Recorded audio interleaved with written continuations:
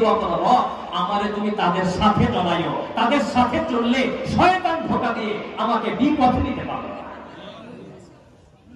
শয়তান ধোঁকা দিয়ে আমাকে বিপথে নিতে পারবে, আমাকে বিভ্রান্ত করতে পারবে।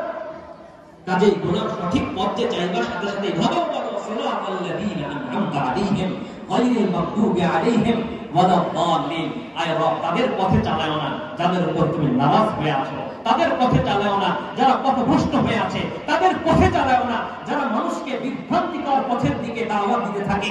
আয় রব তুমি আমাকে সঠিক পথে চালাও, যেই পথে তোমার প্রকৃত খাঁটি গোলামেরা চলেছে, ওই সমস্ত বুজুর্গানিদিন তাদের সাথে যেন আমি থাকতে পারি, তুমি আমাকে তাদের সাথে রেখে চলো। সুবহানাল্লাহ।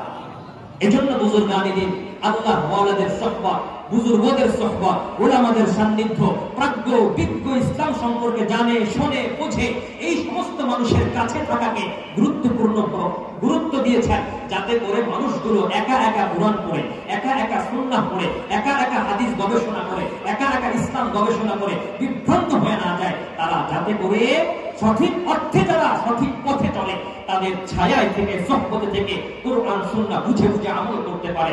আল্লাহ তাআলা এজন্য সিরাতাল কোরআন ওয়াস সুন্নাহ, কোরআন সুন্নাহর পথ বলেন নাই, সিরাতাল হাদিস হাদিসের পথ বলেন নাই, সিরাতাল্লাহি ওয়া রাসূল আল্লাহ এবং রাসূলের পথ বলেন নাই। কারণ আল্লাহ জানে মানুষ তো সাধারণ মানুষ অনেক হবে, না বুঝা মানুষ অনেক হবে, অপরিপক্ক মানুষ অনেক হবে, না বুঝে বিভ্রান্ত হয়ে যেতে পারে।